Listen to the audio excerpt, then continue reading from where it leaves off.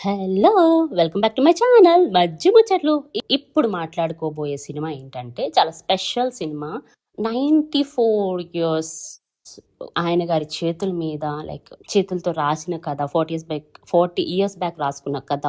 And ఇప్పుడు తను ఇన్నోవేషన్స్‌తో use చేసి అంటే తన మైండ్ అంతా యూజ్ చేసి స్కిల్స్‌తో నింపిన కథ.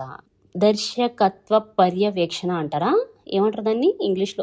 తెలుగులో అయితే దర్శకత్వ పర్యవేక్షణ అంటారు అనుకుంటా. అండర్ ది సంగీతం శ్రీనివాస్ గారి కంట్రోల్‌లో వెళ్తున్న సినిమా అనుకుందాం. అండర్ కంట్రోల్ అనమాట. నాగ్ అశ్విన్ గారి ప్రెజెన్స్ అండ్ బ్యానర్ అవన్నీ మీకు అందరికి తెలిసినవే. బట్ సంకల్ప్ అనే ఆయన సంథింగ్ టీమ్‌తో స్టార్ట్ చేయడం జరిగింది. అండ్ వెరీ వండర్ఫుల్ టీమ్ అనమాట. నాకు చాలా ఇష్టం ప్రతి ఒక్కరు ఆ టీంలో. అంటే మనం చిన్న షార్ట్ ఫిల్మ్స్‌లలో చిన్న క్యారెక్టరైజేషన్స్‌లో చూసాం వాళ్ళని ముందు సినిమాలలో.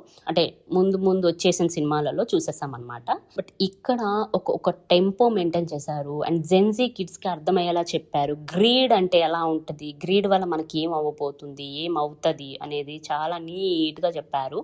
అండ్ పాట రూపంలో చెప్పారు. దట్స్ వెరీ గుడ్ పాయింట్ అనమాట. నాకు చాలా మంచి పాయింట్ అనిపించింది. బట్ సమ్ ఎక్స్టెంట్ వరకు మంచిగా అనిపించింది. తర్వాత ఓకే అందరికీ ఎక్కదు, అందరికీ రీచ్ అవ్వదు అని అనిపించింది. బట్ ఓకే ఆల్మోస్ట్ అందరికి రీచ్ అయింది. ఇక్కడ దేవి గారికి 100% క్రెడిట్స్ ఇచ్చేయాలి. ఎందుకంటే అంత నీట్గా సాంగ్ మనకు అర్థమయ్యేలాగా ఆ టెంపో మెయింటైన్ చేసి మనకు అర్థించారు చూడండి. అది చాలా బాగా నచ్చింది పాయింట్ నాకు.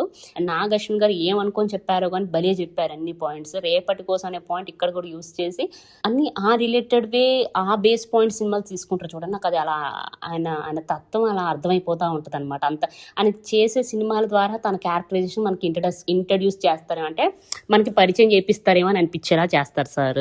చాలా బాగా అనిపించింది సినిమా చూస్తున్నంతసేపు అయితే. యూనిక్ అనుకుంటూ వెళ్ళాను. అండ్ 2-3 క్యారెక్టర్స్ చాలా బాగా పండాయి. నెక్స్ట్ మనకి ఏ సినిమా వచ్చినా కూడా ఇంతే అర్థవంతంగా అంటే ఇంత అర్థమయ్యేలాగా చెప్తే బాగుంటుందేమో, ఇంత సింపుల్ క్లీన్గా చెప్తే బాగుంటుంది కదా. ప్రతిసారి విఎఫ్ఎక్స్లు, ప్రతిసారి సెట్లు, ప్రతిసారి భారీ బడ్జెట్లు కాకుండా సింపుల్గా తీసుకెళ్తే కూడా బాగుంటుంది అని అనిపించింది. కోర్స్ చాలా మంచిగా చేశారు అందరూ. మీకు ఎవరి యాక్టింగ్ బాగా నచ్చిందో చెప్పండి. నాకైతే అక్కడ ఉంది కదా, అంటే మేడం గారు కాకుండా ఏమంటారు ఆవిడ పేరు నాకు రావట్లేదు, చెట్టు అనే ఆవిడ క్యారెక్టర్ బాగా నచ్చింది. అంటే హీరోయిన్ లీడ్ అనుకో, సపోజ్ అంటే లీడే కదా ఆవిడ, ఆ ఫీమేల్ లీడ్ నచ్చింది. ఎందుకంటే ఆవిడ ఆల్రెడీ చాలా దాంట్లో చూసేసాం మనం ఆ మేడం గారి క్యారెక్టర్ని.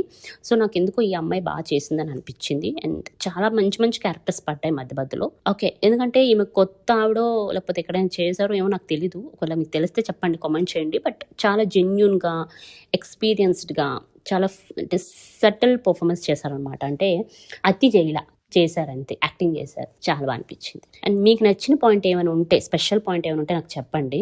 నాకు ఆ విత్తనం పెట్టే సిస్టమ్ ఏదైతే నచ్చింది అంటే ఉందో అది నచ్చింది అనమాట. ఆ విత్తనం ఫస్ట్లో మనకి నివేత గారు పెడతారు కదా, ఆ పాయింట్ నాకు చాలా బాగా అనిపించింది. అండ్ గోల్డ్ గ్రేడ్ అదంతా అలా ఫ్లోలో వెళ్తుంది అనమాట.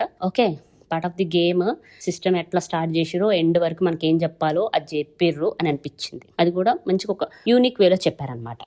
అంటే సంగీతం గారు చేస్తున్నప్పుడే మనకు అనిపించాలి అది ఎక్స్పెరిమెంటల్గా ఉంటుంది అనేసి. సో ఇంత ఎక్స్పెరిమెంటల్గా ఉంటుందని నేను అనుకోలే. And at the same time జెన్జీకి ఎక్స్పెరిమెంటల్ అంటే ఏంటనేది చూపించారు ఈరోజు. మీరు ఎంతసేపు ఈ విఎఫ్ఎక్స్లు ఇలాంటి సౌండ్ ఎఫెక్ట్స్ ఇట్లాంటి ఎడిటింగ్స్ కావు, ఇలా కూడా చేయొచ్చు అనే ఒక కొత్త పాయింట్ చెప్పారని నాకు అనిపించింది సినిమా చూశాక. మీకేమనిపించిందో, అంటే మీరు ఎలా ఫీల్ అయ్యారు సినిమా చూసినప్పుడు కామెంట్ చేయండి. అండ్ నా వీడియోస్ కనుక నచ్చినట్టయితే ప్లీజ్ లైక్, షేర్, సబ్స్క్రైబ్. ఉంటా మరి, see you, tata, bye bye.